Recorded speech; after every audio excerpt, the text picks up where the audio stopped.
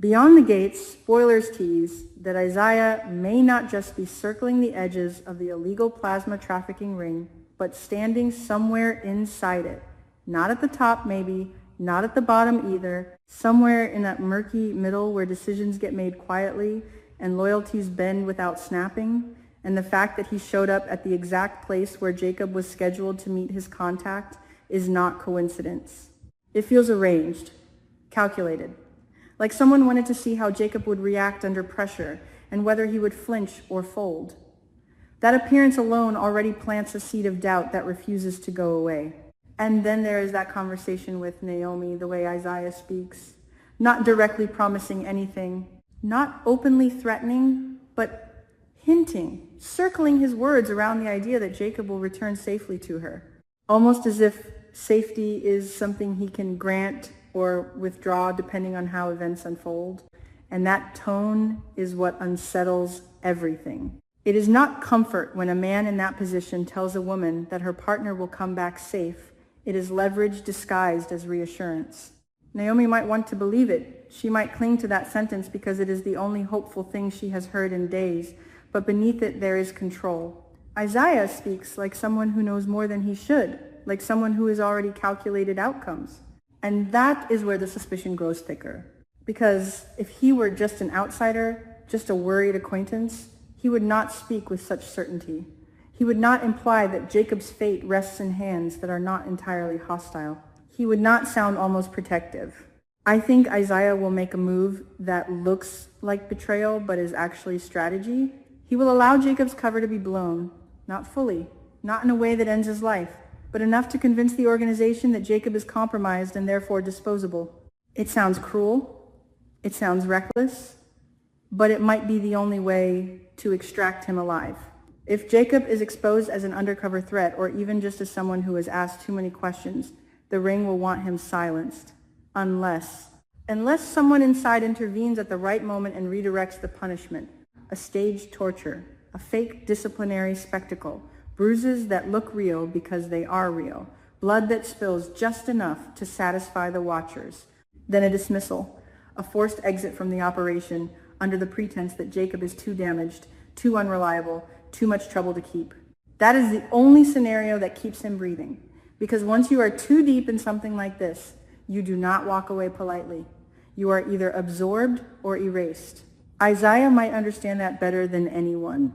If he truly has ties to the plasma trafficking network, if he has been navigating its hierarchy for years, then he knows the rules are brutal and simple. No loose ends, no mercy for curiosity. And Jacob is nothing if not curious. That curiosity is almost reckless. He keeps pressing the couriers for information, keeps trying to map out the chain of command, keeps fishing for the name of the one at the top. He is impatient. He wants the head of the snake, not just the tail. His first assignment as a transporter should have been simple. Pick up the cargo, drive, deliver. Do not ask what is in the containers, even though everyone knows it is plasma harvested illegally, sourced from desperate people, stored in conditions that cut costs and risk lives. Jacob informs Elon of the route before departure, a precaution, a safety net, maybe also a sign that he trusts Elon more than anyone else in this operation. That decision is important. It binds them tighter, but also puts Elon in danger. Because if the route leaks, if the organization senses surveillance or interference, they will look for the leak. And Jacob's recent behavior already makes him suspicious. There is no guarantee he sticks to schedule. In fact, it is almost certain he does not. Delays happen, roadblocks appear. He might even create a delay deliberately to observe who reacts first, who calls him, who seems nervous about the timing. But in doing so, he draws attention. The messenger assigned to monitor him is not blind.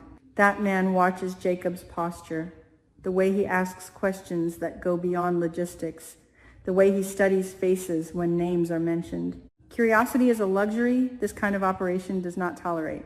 The messenger may start trailing him more closely, reporting small inconsistencies, noting every minute he falls behind. And Jacob, restless, keeps pushing. He wants to know who runs this. He wants to know who profits while donors are exploited. He believes if he can identify the leader, the entire structure will collapse. But that belief might be naive. These networks are layered. Even if he meets someone who appears powerful, there is always another level above. His insistence on digging deeper might not only expose him, but also expose anyone connected to him, including Elon, including Naomi. Elon, after speaking with Naomi, cannot stay passive. That conversation changes something. Hearing the fear in her voice, hearing the uncertainty about Jacob's safety, it will push Elon to act. He might try to intercept the route. He might deploy his own contacts to shadow the transport. He might even confront someone within the network directly, but intervention has consequences. If Elon's actions are traced back to him, it creates a fracture between him and Jacob. Because Jacob chose to infiltrate. Jacob accepted the risks. Elon stepping in without coordination could jeopardize the entire mission. It could make Jacob look like he is not acting alone. There is tension building between them already. Not open conflict, not yet, but unspoken strain. Jacob's decision to share the route shows trust, yes, but also desperation. He knows he is walking a thin line. Elon receiving that information becomes complicit. If he does nothing, he risks losing Jacob. If he does too much, he risks exposing him. That balance is fragile. And if Izaiah is indeed embedded in the trafficking ring, then Elon's moves will not go unnoticed. Izaiah would see patterns. He would connect dots. Imagine the shock if it becomes undeniable that Izaiah is involved. Not just aware, involved. That revelation would hit Elon hard. Perhaps Elon looked up to him, or at least considered him an ally. And Jacob, who may have trusted Izaiah's reassurances to Naomi, would feel doubly betrayed. The idea that the man hinting at his safe return is part of the machinery that puts him in danger is almost unbearable. It would shift every previous conversation into a new light. Every warning, every subtle phrase, suddenly layered with hidden meaning. Yet it is possible that Izaiah's involvement is not simple villainy. Maybe he entered the organization for reasons we do not fully understand. Maybe he believes he can control it from within, mitigate the worst harm, steer decisions away from bloodshed. That would explain his strange confidence when speaking to Naomi. It would explain why he seems certain Jacob will survive. Because he plans to orchestrate it. He plans to sacrifice Jacob's position to preserve Jacob's life. Still, the risk is enormous. If the organization suspects Izaiah of protecting an infiltrator, he becomes expendable too. Power in such networks is conditional. Loyalty is tested constantly. If Izaiah stages a fake torture, if he arranges for Jacob to be beaten publicly to satisfy suspicion, he will need allies inside. He will need to convince others that removing Jacob is more beneficial than killing him. That requires influence, it requires credibility, and we do not yet know how deep his roots go. Meanwhile, Jacob's behavior grows more conspicuous. The courier's distrust increases. Small delays accumulate. A phone call unanswered for a few minutes too long. A detour that seems unnecessary. These details stack up. The organization thrives on routine. Deviations are threats, and Jacob's hunger for answers pushes him further out of alignment with what is expected. He might justify it to himself. He might believe that each risk brings him closer to the truth. But the watchers are patient. They document everything. If exposure comes, it will not be dramatic at first. It will be quiet. A sudden change in tone. Instructions that are shorter, colder. A meeting called unexpectedly.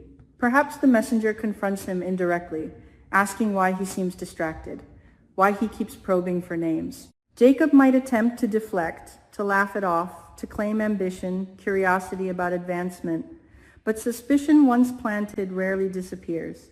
And this is where Izaiah's potential plan becomes critical. If Jacob is about to be uncovered fully, the only way to prevent execution is to make an example of him without eliminating him. Public punishment within the organization sends a message. It shows that disobedience has consequences. If Izaiah can frame Jacob as misguided rather than malicious, reckless rather than treacherous, then exile becomes plausible. A broken transporter dismissed as unstable is less dangerous than a confirmed infiltrator. Elon's interference complicates this further. Suppose Elon attempts a rescue at the wrong moment. Suppose he intercepts the vehicle or confronts the courier. That act might confirm suspicions that Jacob is not acting alone. It might accelerate the organization's response. And if Jacob survives through Izaiah's staged punishment only to learn that Elon's actions nearly exposed him entirely, resentment could grow. Not because Elon meant harm, but because trust was breached. Operations like this depend on precision. One impulsive move can unravel months of preparation. Naomi stands at the emotional center of this storm. She hears Isaiah's assurance. She senses Elon's tension. She feels Jacob pulling away into secrecy. Her fear is constant. If the truth about Isaiah surfaces, her trust shatters. If Jacob returns injured but alive, she will struggle to reconcile relief with anger. Why was she not told more? Why was she left in the dark, while men around her made strategic decisions about life and death? And then there's the bigger question. Who truly leads the plasma trafficking ring? Jacob's fixation on that unknown figure drives him.